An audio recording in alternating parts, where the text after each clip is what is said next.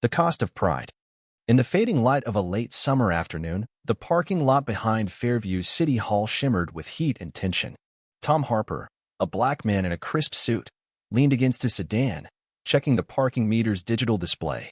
His out-of-state license plate gleamed under the Georgia sun, catching the eye of Sheriff Carl Dempsey. The sheriff, badge glinting like a challenge, strode toward Tom with a scowl.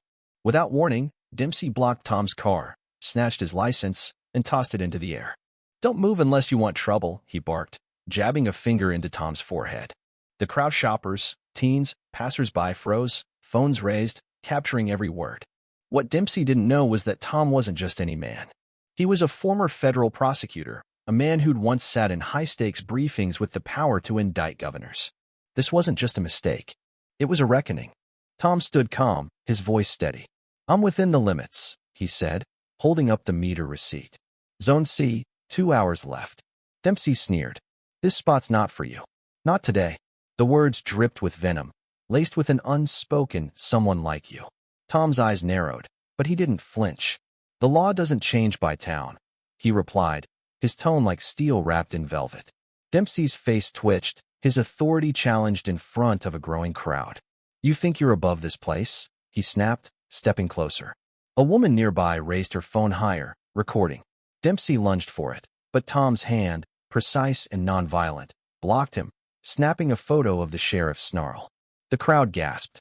Phones multiplied, screens glinting like mirrors reflecting Dempsey's unraveling.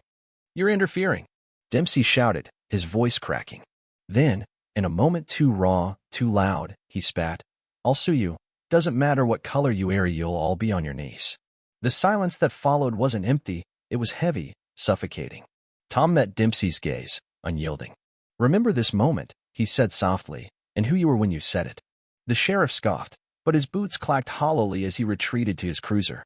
Tom placed the meter stub on his dash, nodded to the trembling woman, and walked away, coat flapping in the breeze.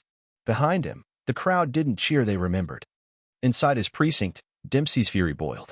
He slammed into the report room, grabbed a complaint form, and scrawled a lie. Tom had threatened him, a public officer. He misspelled Tom's name Tim H. A deliberate jab to make him forgettable. The document was filed with urgency, greased through channels to land on Judge Marvin Tate's desk, a man who owed Dempsey favors.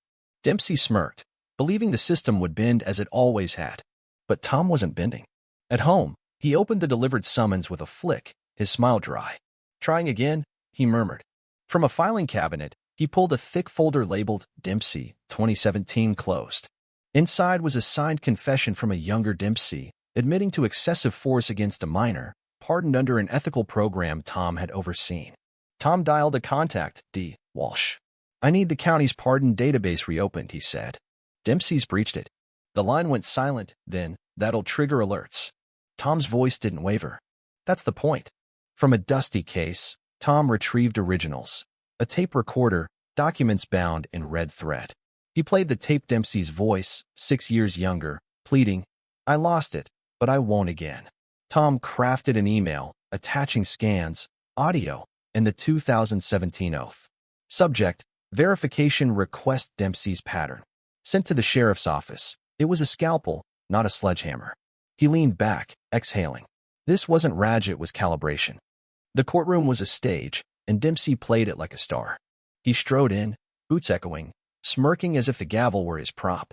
"Today's about respect," he announced, unbuttoning his shirt, revealing $sign socks. He sat front row, legs crossed, arms wide. "I'm the evidence," he told Judge Tate, chuckling. "Some folks think quoting the law makes them noble. Just another flashy guy who'll burn out." Gasps rippled. He waved off counterclaims, demanding they be dismissed. "I'm here to put him in his place." The room curdled with disbelief at his gall.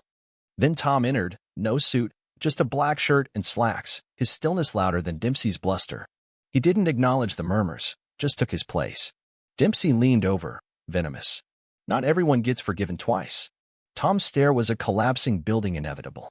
When given the floor, he stood slowly, asking, "Do you remember who pardoned you 6 years ago?" Dempsey's grin cracked. Tom placed a manila envelope before the judge. "This is Rollins' 2017 statement, admitting excessive force, sworn never to repeat." He read aloud, "I used excessive force against a minor. A repeated violation nullifies leniency."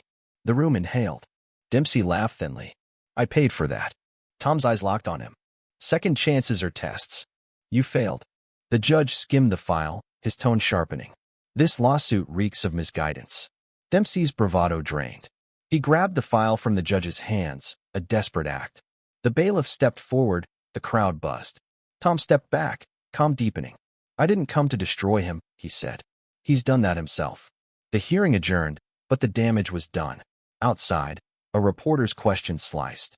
Did you sue the man who pardoned you because your ego got bruised? Dempsey froze, his smirk collapsing. Tom, phone in hand, snapped a photo. Dempsey retreating, shoulders curled. It went viral, captioned, Sheriff sues his past. Dempsey's world unraveled. His lawyer withdrew, citing the hidden 2017 file. Allies vanished. His wife left a note. This house isn't safe for truth. His daughter texted, You buried the truth. Alone, he smashed his TV, screaming, Why won't he fight back? But Tom's silence was the fight unshakable, precise. The Department of Justice investigated, uncovering a 2019 incident, Dempsey pressing a gun to a teen's head. His name was erased from records, his badge revoked. Federal systems scrubbed his legacy. He became former employee 247,893. At a recruit ceremony, the new sheriff said, Some names disappear because they lied too long. Dempsey's quote on the town monument was polished away, replaced. The law remains unseduced by the lawman. Tom returned to quiet work, taking pro bono cases for the powerless. At a law school lecture, he placed a black notebook on the podium, unopened. The law isn't a sword, he said. It's a mirror. Don't twist it for pride. Students sat still, one whispering. He didn't raise his voice. The notebook, left behind, became legend, displayed in the library. Some files stay closed until you're ready to face them. Tom declined interviews, sent one note to a podcast. I began in silence. I ended it. His final act was a letter to Dempsey. When you can look at yourself without a badge, you'll understand why I didn't hit back. And signed, it was enough. Years later, a courtroom chair remained untouched, a note taped to it. For the one who doesn't need to win, only to be right. Dempsey, now shadow, passed a bus stop etched with justice whispered. The world listened. He didn't sit. Tom walked campus quads, unseen, his legacy not in headlines but in students who chose public defense over profit, inspired by a man who stood without shouting. The case wasn't a victory, it was a lesson. Truth outlasts noise, and silence, when earned, speaks loudest. What did you think of this story? The clash between pride and justice raises tough questions about power, violence, and accountability. Do you believe silence can be a stronger weapon than confrontation? Have you witnessed injustice in your own life? And how did you respond? Share your thoughts in the comments below. I'd love to hear your perspective and what you do in Tom or Carl's shoes. Your voice matters in this conversation.